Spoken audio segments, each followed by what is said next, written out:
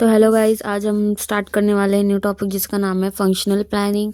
आज हम कवर करेंगे functional planning, operational planning and strategic planning. तो चलिए स्टार्ट करते हैं फंक्शनल प्लानिंग से। फंक्शनल प्लानिंग का डेफिनेशन आखिरकार होता क्या है फंक्शनल प्लानिंग, तो चलिए देखते हैं। Functional planning focuses on the specific function. किस पे फोकस करता है? ये एक स्पेसिफिक फंक्शन पे फोकस करता है विद इन एन ऑर्गेनाइजेशन। जैसे ऑर्गेनाइजेशन के अंदर कोई भी फंक्शन हो रहा है, जैसे किसी हॉस्पिटल में कोई भी पर्टिकुलर फंक्शन, जैसे कि मार्केटिंग, फाइनेंस, ह्यूमन रिसोर्सेज, तो ये सब क्या है, एक फंक्शनल प्लानिंग के अंडर आते हैं। ठीक है, जैसे such as marketing, finance, human resources and production. ठीक है, तो ये सब किसके अंदर आते हैं? फाइनेंशियल प्लानिंग के। फिर से पढ़ लेते हैं। Financial planning focuses on specific function. किस पे फोकस करता है? Specific function within an organization such as marketing, finance, human resources and production. ठीक है, इट इन्वॉल्व्स क्रिएटिंग प्लान। इसके अंदर क्या आता है कि हम प्लान बनाते हैं, creating plans for these individual department.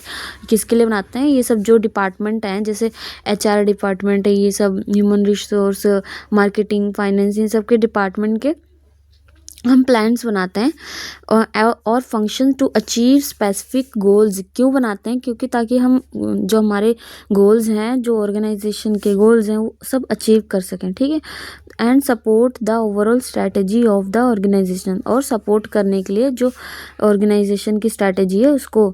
ठीक है, तो ये है हमारा functional planning. Functional planning focuses on the specific functions within an organization. ठीक है, such as marketing, finance, human resources and production. It involves creating plans for these individual departments और function to achieve specific goals and support the overall strategy of the organization. ठीक है, तो ये है functional planning.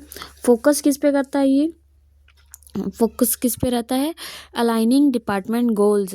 किसके साथ align रहता है ये? डिपार्टमेंट के जो भी गोल्स हैं, जो भी डिपार्टमेंट का मिशन, विजन, वो सब है, तो उस पे गोल्स है तो उस पे अलाइन रहता है with the organization strategic objective. वो ऑर्गेनाइजेशन के स्ट्रैटेजिक ऑब्जेक्टिव के साथ भी अलाइन रहता है। जो स्ट्रैटेजिक ऑब्जेक्टिव क्या होता है? जो लॉन्ग टर्म गोल्स होते हैं। ठीक है, developing plans for each functional area. इसमें क्या होता है? हर एक चीज़ के लिए, हर एक एरिया के लिए, फंक्शनल एरिया के लिए एक प्लान बनाते हैं। Area to enhance performance and efficiency. क्यों बनाते हैं? क्या? ताकि हम जो हमारी जो परफॉर्मेंस एंड एफिशिएंसी है उसको इन्हेंस कर सकें। ठीक है, थर्ड आता है coordinating activities with in a specific function. जो हमारी एक्टिविटीज़ है उसको कोऑर्डिनेट करके कर सकें और with in a specific function. ये सब जो हम गोल बनाते हैं, हम जो प्लान बना रहे हैं, ताकि हम एक जो पर्टिकुलर जो एक्टिविटीज़ है उसको हम साथ में कर पाएँ, सारा एक साथ हो पाए। ठीक है, कोऑर्डिनेट कर सकें, एक दूसरे से अलाइन रहकर हर एक एक्टिविटी कंप्लीट हो। ठीक है, टाइम, ये फंक्शनल प्लानिंग कितने दिन के लिए बनाते हैं या फिर कितना टाइम हॉरिजन इसका रहता है? जनरली मीडियम टर्म, ये मीडियम टर्म एक है प्लानिंग है, रेंजिंग फ्रॉम 1 to 3 ईयर्स। ये कितने ईयर्स के लिए प्लान करते हैं? 1 to 3 ईयर्स की प्लानिंग होती है। ठीक है, लेवल टू ऑफ डिटेल, इसमें कैसा लेवल होता है? Moderate level of detail. इसमें डिटेल मॉडरेट लेवल का होता है। प्रोवाइडिंग स्पेसिफिक ऑब्जेक्टिव, इसमें क्या प्रोवाइड करते हैं? स्पेसिफिक ऑब्जेक्टिव देते हैं and action for each functional area, और एक्शन भी देते हैं ताकि हमारा जो फंक्शनल एरिया है, जैसे मार्केटिंग, फाइनेंस, ह्यूमन रिसोर्सेज, तो वो वर्क कर पाए अच्छे से और इसमें कोई भी वो दिक्कत ना आए और हमारा जो स्मूथली सारा वर्क हो पाए। ठीक है, स्कोप क्या है इसका?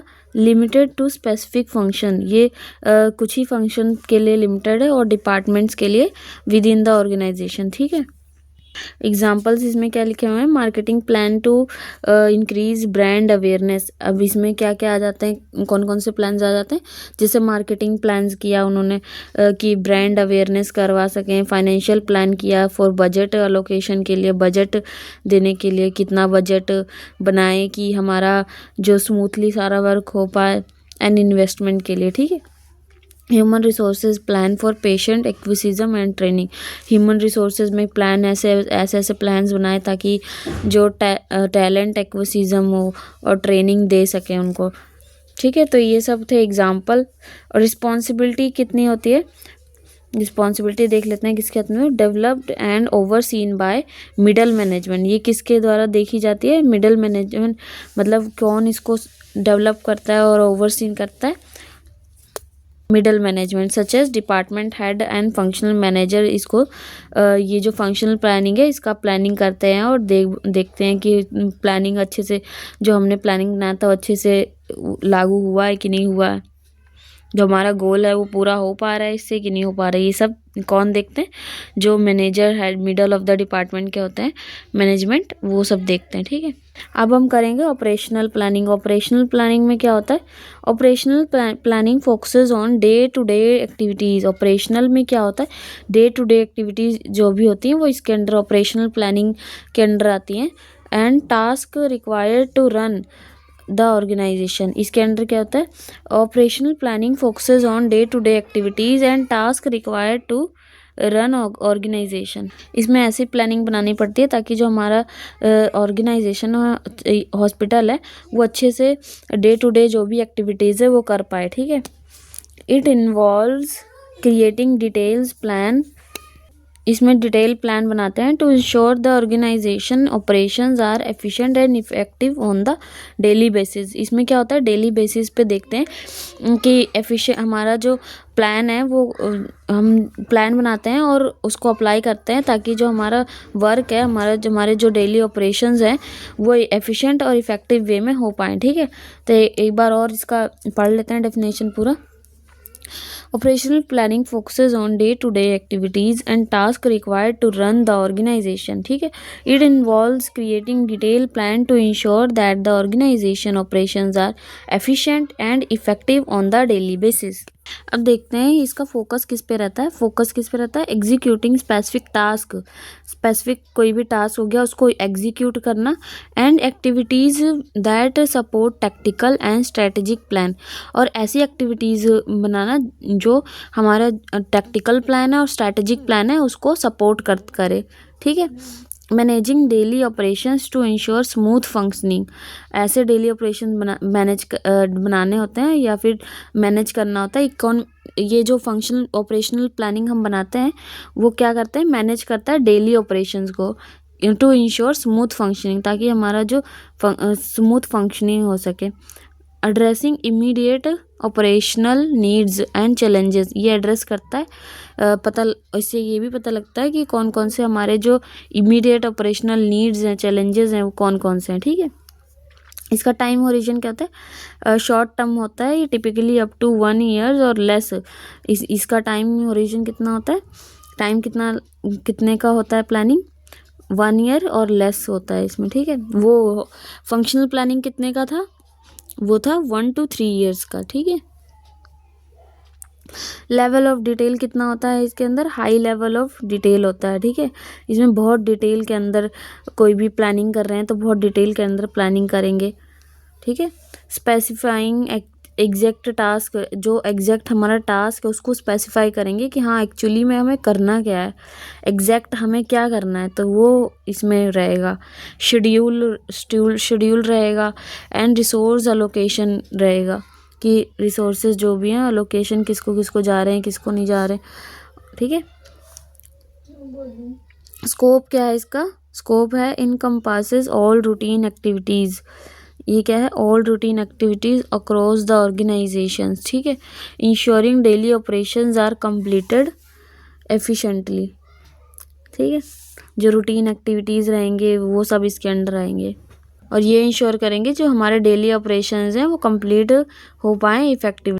एग्जांपल के लिए जैसे डेली प्रोडक्शन शेड्यूल, डेली जो भी प्रोडक्शन शेड्यूल है वो बनाना होता है, जो staffing roster and shift schedule जो बनाते हैं वो होता है, inventory management and procurement plans जो होते हैं। ठीक है, तो ये इसमें ये सब जो प्लान्स आते हैं जो डेली बेसिस पे होते हैं तो वो सब आते हैं। रिस्पॉन्सिबिलिटी किसकी है, developed and manage by lower management. Lower management कौन से हो गए, जैसे कि जो स्टाफ एंड वो हो गए। ठीक है, such as supervisor and team leaders जो होते हैं।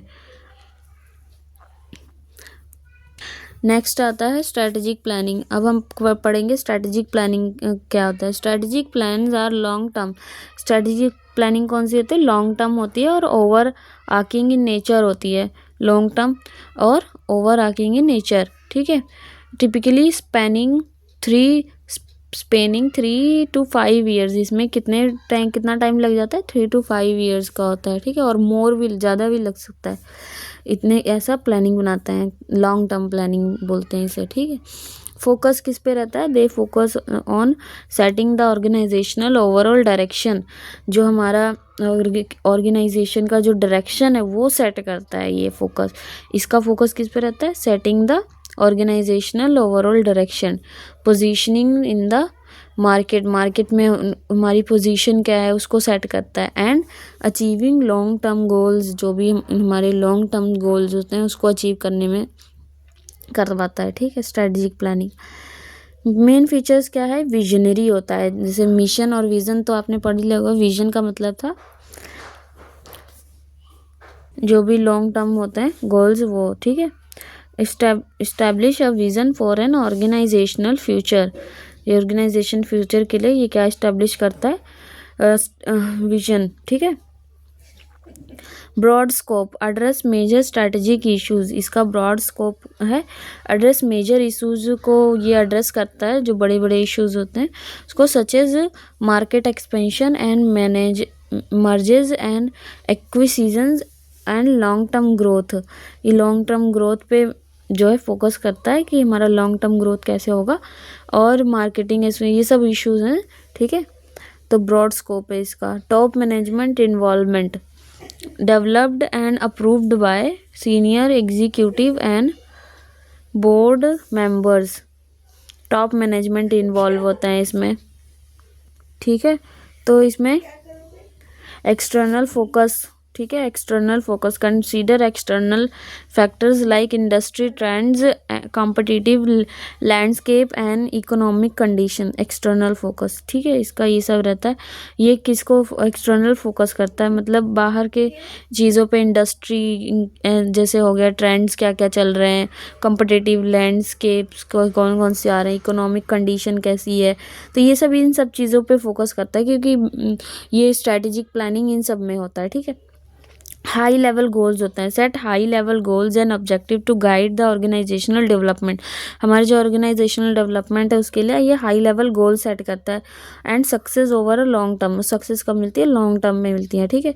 रिस्क मैनेजमेंट इसमें होता है, रिस्क इंक्लूड रिस्क असेसमेंट, इसमें क्या करते हैं, रिस्क असेस करते हैं, and mitigation strategy to navigate uncertainty, किसी भी अनसर्टेनिटी को नेविगेट करने के लिए जो है रिस्क मैनेजमेंट करना पड़ता है, रिस्क असेसमेंट करते हैं और मिटिगेशन स्ट्रैटेजी फॉलो करते हैं, ठीक है।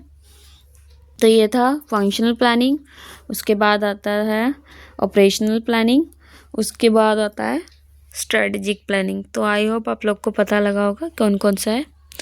तो मिलते हैं अगले वीडियो में।